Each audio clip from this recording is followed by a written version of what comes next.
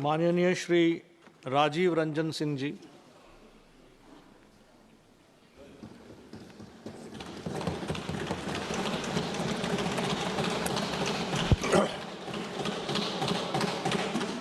सभापति महोदय,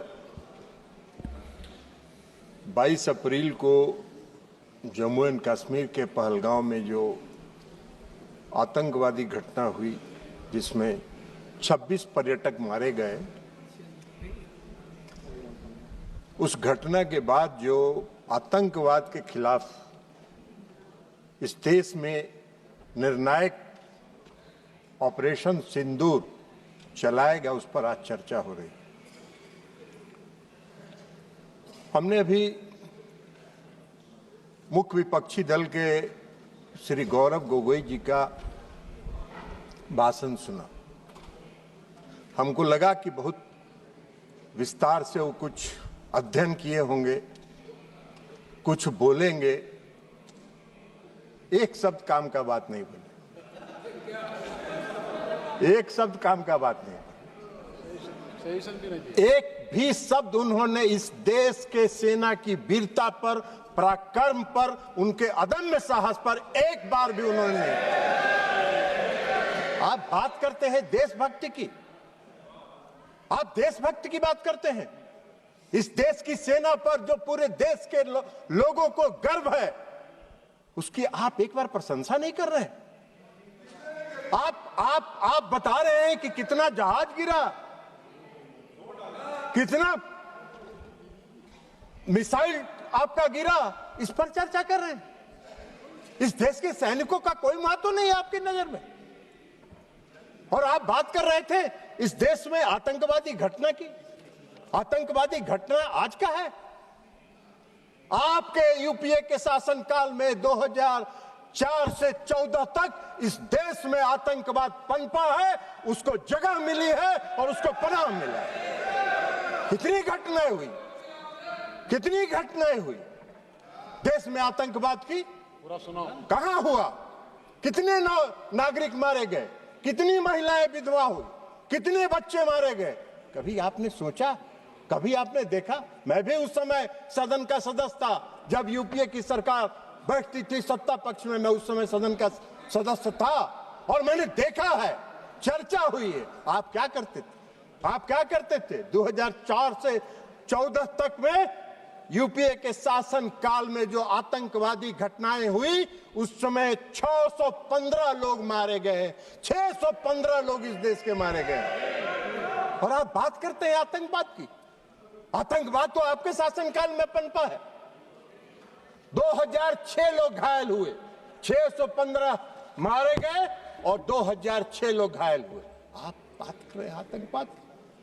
11/7/2006 को मुंबई ट्रेन हादसा हुआ। मुंबई के ट्रेन हादसा में कितने लोग मारे गए? 209 लोग मारे गए, 800 लोग घायल हुए। क्या किया आपने, क्या कार्रवाई की यूपीए के शासनकाल में? कुछ नहीं हुआ। 26/11/2008 को पूरा मुंबई महानगर में आतंकवादियों का कब्जा था। आतंकवादियों का कब्जा था। कैसे आए थे आतंकवादी? आज तो आप सवाल पूछ रहे थे कि पहलगांव में आतंकवादी कैसे आए, मुंबई पूरे शहर में, महानगर में आतंकवादी कैसे घुसे थे, आपको बताना चाहिए। उस आतंकवादी घटना में महाराष्ट्र पुलिस के 2 अधिकारी मारे गए थे, 2 अधिकारी मारे गए। और उस पूरे महानगर के 26/11/2008 की घटना में 175 लोग मारे गए थे, 300 लोग घायल हुए थे। क्या किया आपने? क्या किया आपने? उसमें 29 विदेशी नागरिक भी थे, विदेशी नागरिक थे जो मारे गए थे। उसमें जो बॉम्बे पुलिस के 2 अधिकारी, संयुक्त पुलिस आयुक्त और ज्वाइंट पुलिस कमिश्नर मारे गए थे। क्या किया था? आप घड़ियाली आंसू बहा रहे थे। सदन में चर्चा किया आपने और सदन में चर्चा करके घड़ियाली आंसू बहा के और उस समय के गृह मंत्री को विदा करके नए गृह मंत्री को बैठा दिया, मुख्यमंत्री को विदा कर दिए और आतंकवाद को पूरे देश में पनपने के लिए आपने जगह देने का काम किया। यही तो काम कर रहे थे आप। आतंकवादी की बात कर रहे हैं।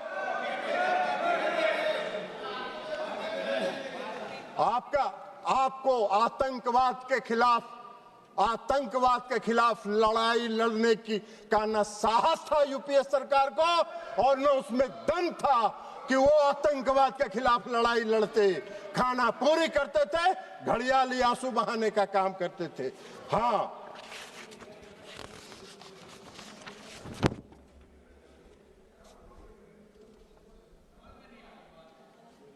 और उसको भी बता दें कि उस मुंबई की घटना का जो मुख्य कर्णधार था, जो अमेरिका में छिपा हुआ था, आपको उसको लाने का साहस नहीं हुआ।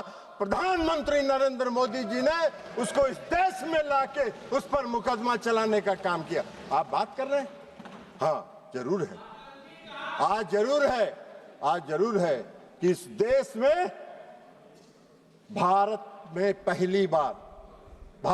पहली बार आतंकवाद के खिलाफ लड़ने का जो संकल्प लिया और जो संकल्प दिखाया वो 2016 में शुरू हुआ, जब इस देश के प्रधानमंत्री ने कहा कि हम अपने देश की धरती पर आतंकवाद को पनपने नहीं देंगे, निर्णायक लड़ाएंगे और आतंकवादियों को घुस के उसके घर में मारने का काम करेंगे। यह संकल्प प्रधानमंत्री नरेंद्र मोदी जी ने दिखाया। 2016 में उरी की घटना हुई,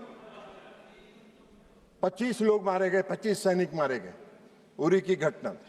और 25 सैनिक मारने के बाद देश के प्रधानमंत्री ने निर्णायक लड़ाई लड़ते हुए सर्जिकल स्ट्राइक किया और पाकिस्तान की सीमा में घुसकर पाक आतंकवादियों को समाप्त करने का काम किया।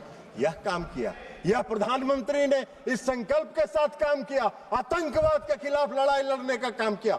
आपको कहां दिखाई दे? आतंकवादी प्रशिक्षण केंद्र समाप्त हुए सर्जिकल स्ट्राइक में, सैकड़ों आतंकवादी मारे गए और फिर दोबारा आतंकवादियों ने साहस किया। फरवरी में 14 फरवरी 2019 को पुलवामा में आतंकवादी घटना हुई और पुलवामा में सीआरपीएफ के गाड़ी पर आत्मघाती हमला हुआ और उस आत्मघाती हमले के बाद आदरणीय प्रधानमंत्री नरेंद्र मोदी जी के नेतृत्व वाली सरकार ने अपने संकल्प को फिर दोहराया और एयर स्ट्राइक करके पूरे प्रशिक्षण केंद्रों को तबाह किया। जैसे मोहम्मद के लश्करे के सारे प्रशिक्षण केंद्रों को तबाह करने का काम किया। आप मोदी जी को सिखा रहे हैं आतंकवाद के खिलाफ लड़ाई लड़ने का। आप तो आतंकवाद के खिलाफ क्या लड़ाई लड़े थे? इतना दिन देश में शासन किए। आजादी के बाद से तो सबसे ज्यादा शासन आप ही लोगों ने किया है। तो आपको बताना चाहिए था कि हमने ये काम किया था।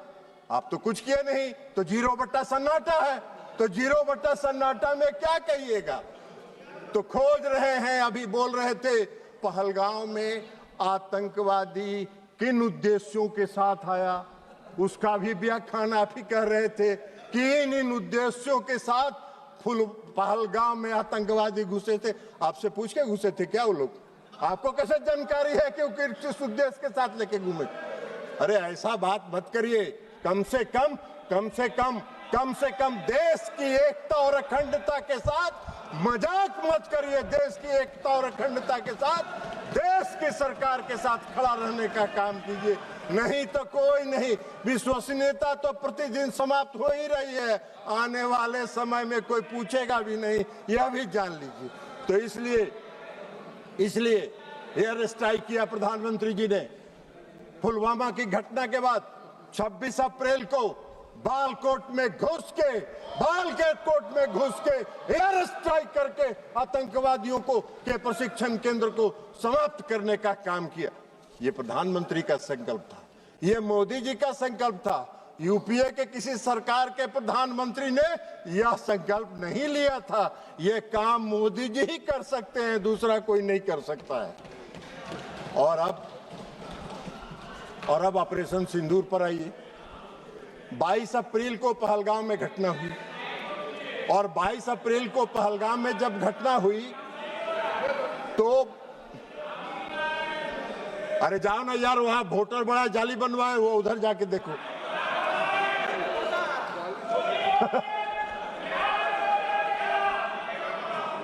आप कृपया भाई सब आप कृपया बैठे बैठे मत बात करिए, उनको बोलने दीजिए। आप बैठिए।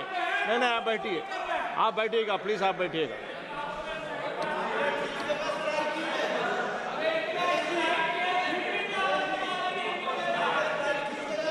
हाँ, उनको होए नस पकड़ा गया है, असली नस पकड़ा गया। इलाज भी, और अगर देखिए आपको एक चीज बता देते हैं, अगर असली बीमारी पकड़ा जाता है तो उसका इलाज भी परफेक्ट होता है।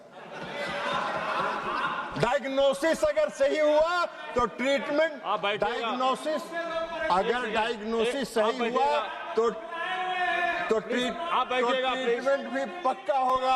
आपकी बीमारी समाप्त हो जाएगी, चिंता मत करिए। आप बैठिएगा। आप नहीं, जब भी बोलेंगे, आप जब मौका देंगे तभी बोलेंगे। और सभापति महोदय, प्लीज एड्रेस द चेयर। सभापति महोदय, 22 अप्रैल को पहलगाम में घटना हुई।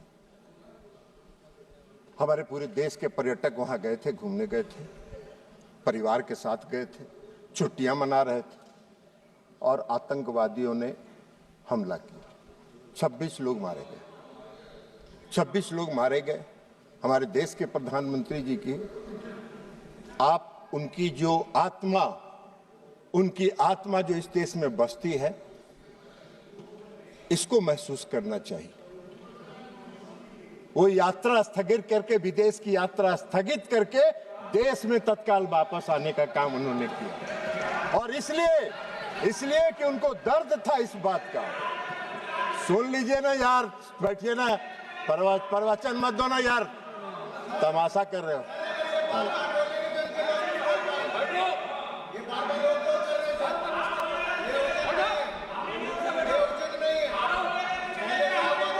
नहीं, आप बैठे बैठे मत बोलिएगा, आप टिप्पणी मत दीजिएगा, आप बैठिएगा। उनको बोलने दीजिए। नहीं प्लीज, नहीं, आप जो भी बोले रिकॉर्ड में नहीं आएगा, आप बैठ जाइए। तो सभापति महोदय, कश्मीर तो वो गए जिनको तफरीह करना था। इस देश के प्रधानमंत्री को एक्ट करना था ना, तो इस देश के प्रधानमंत्री को एक्ट करना था, तो कश्मीर जिनको तफरीह करना जाना था वो गए।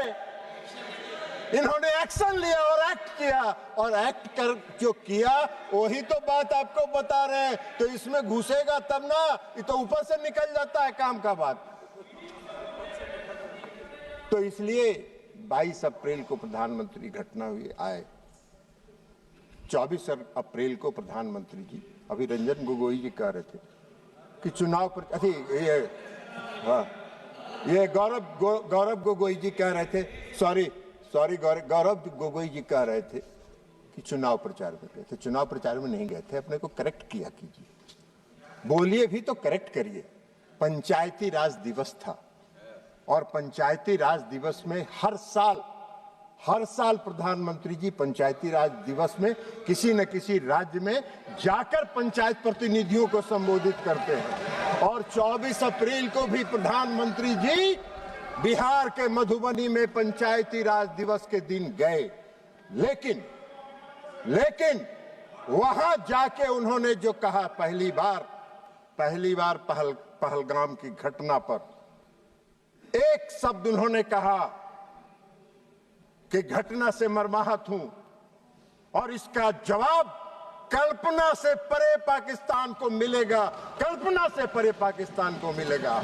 यह एक लाइन में उनकी संकल्प शक्ति का दृष्टिगोचर हो रहा था कि उनके दिमाग में क्या है।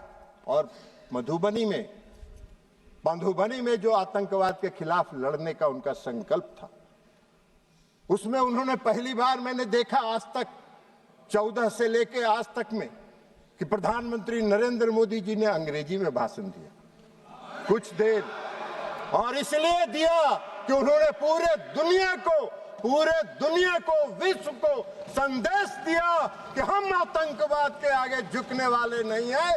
आतंकवाद के खिलाफ हम निर्णायक लड़ाई लड़ेंगे और विश्व को अपनी दृढ़ इच्छा शक्ति का संदेश उन्होंने इसके माध्यम से लिया और आतंकवाद के खिलाफ लड़ाई का उन्होंने संकल्प लिया। प्रधानमंत्री जी ने, अभी रक्षा मंत्री जी ने विस्तार से बताया। वो सब बात तो आपके दिमाग में घुसा नहीं होगा, तो ऊपर से निकल गया होगा।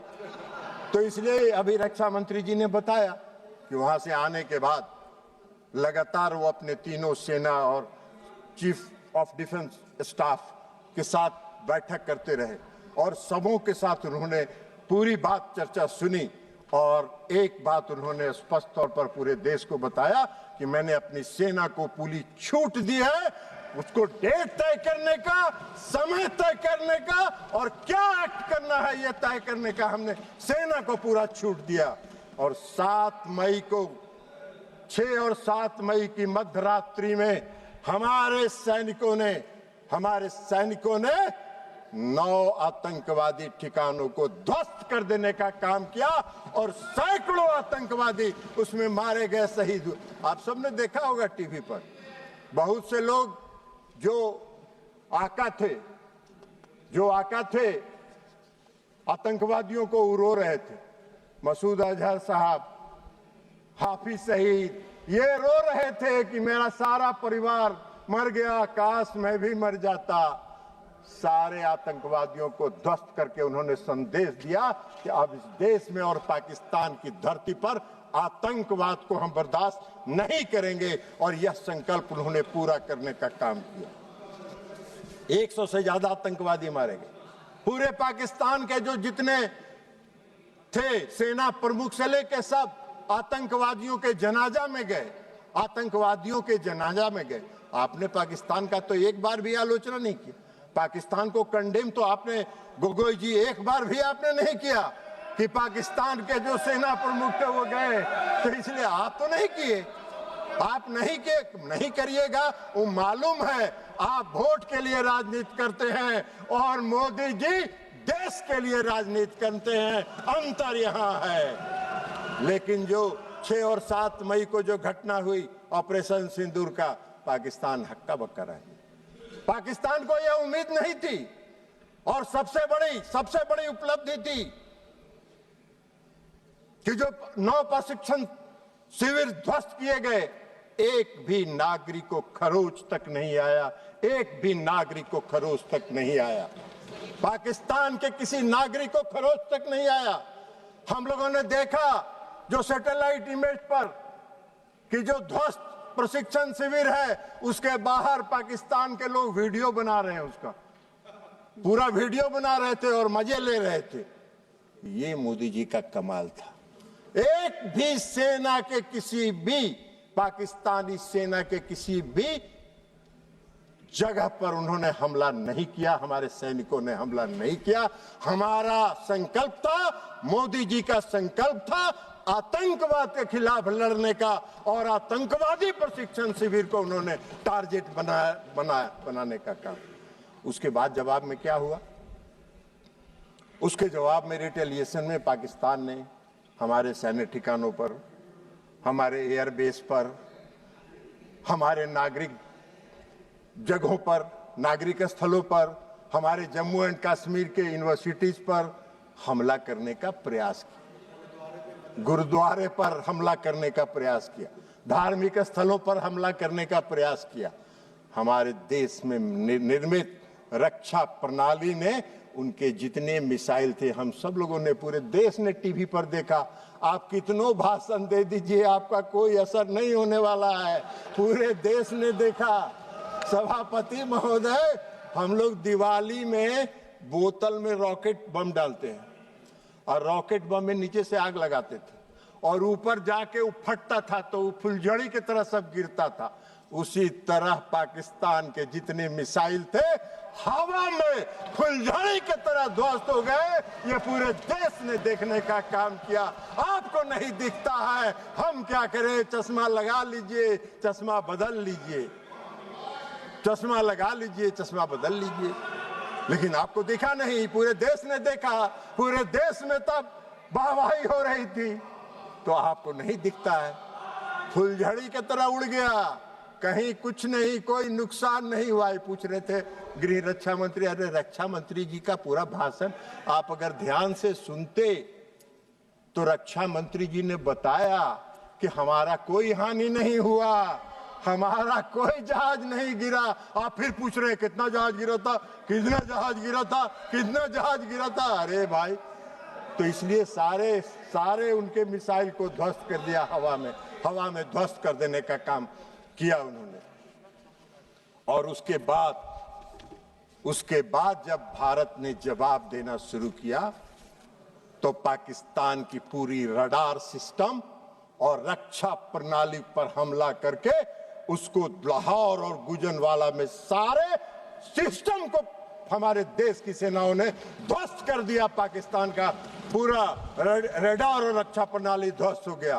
उनके कमांड और कंट्रोल को ध्वस्त कर देने का काम किया।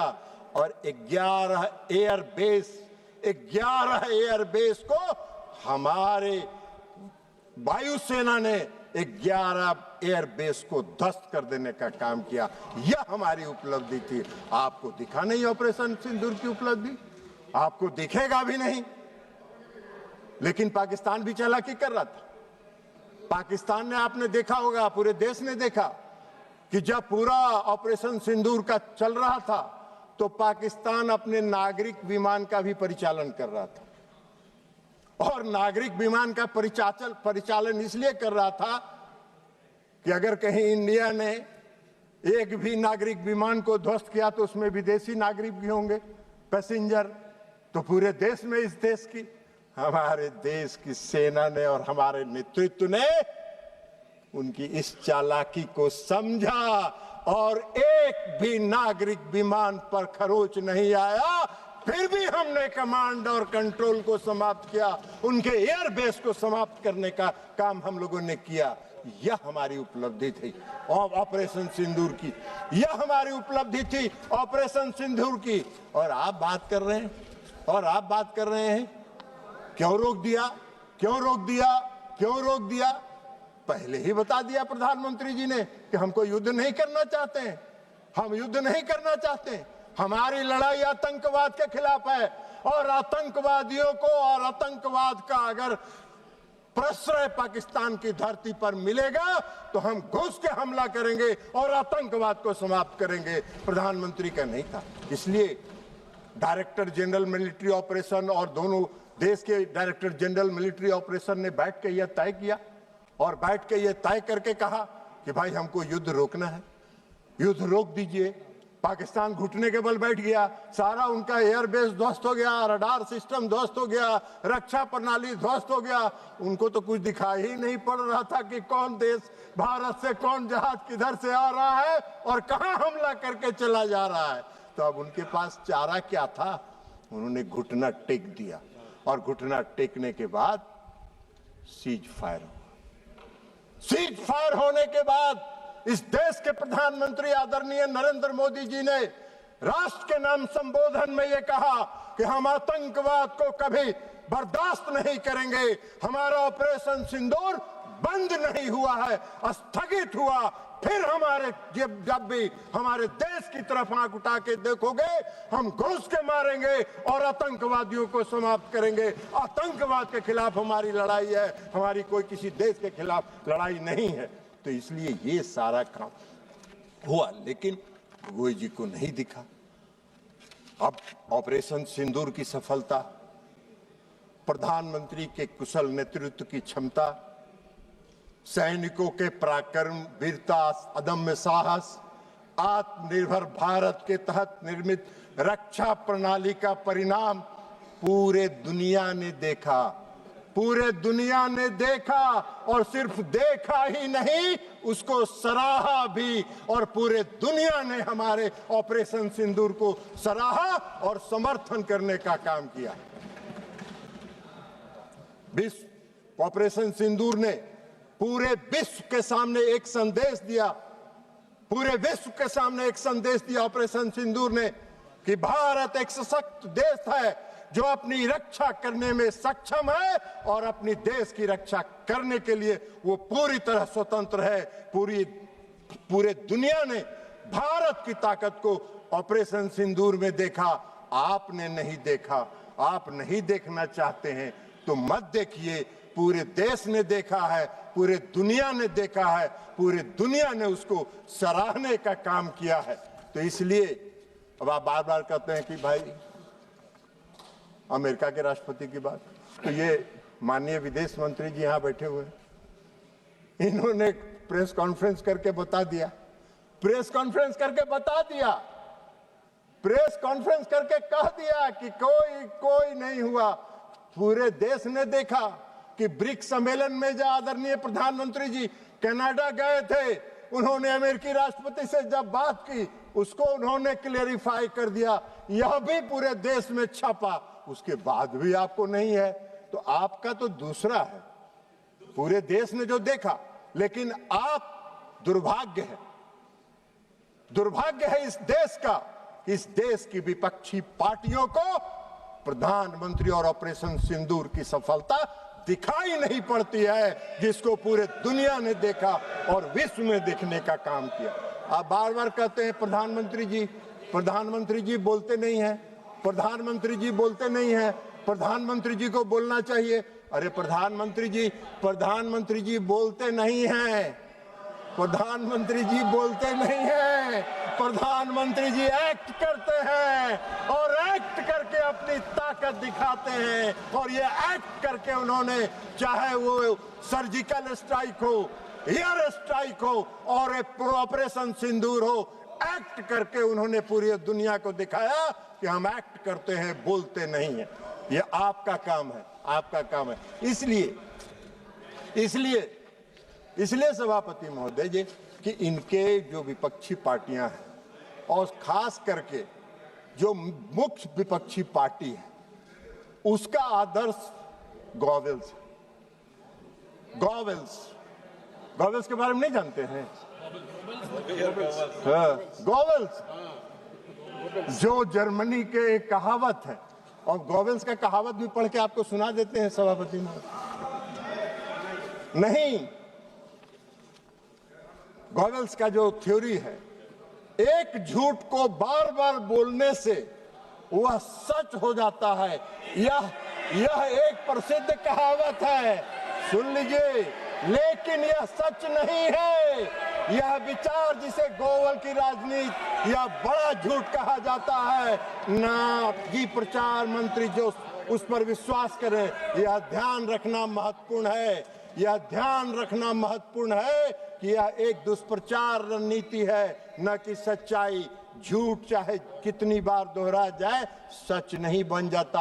आप बार बार दोहराते हैं, अमेरिका के राष्ट्रपति के दबाव में इन्होंने बंद किया, अमेरिका के राष्ट्रपति के दबाव में बंद किया। क्यों बंद किया? ये बार बार झूठ आपके बोलने से सच नहीं होगा। सच यही है कि भारत किसी के दबाव में नहीं आता है, भारत अपना निर्णय स्वयं करता है और भारत उसमें सक्षम है अपना निर्णय स्वयं करने में। तो इसलिए सभापति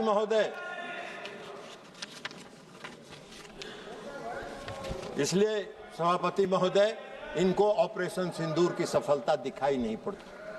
ऑपरेशन सिंदूर एक सफल ऑपरेशन था जो आतंकवाद के खिलाफ लड़ाई का था, और पूरे दुनिया ने और पूरे देश ने इसको सराहा है, इसको स्वीकार किया है।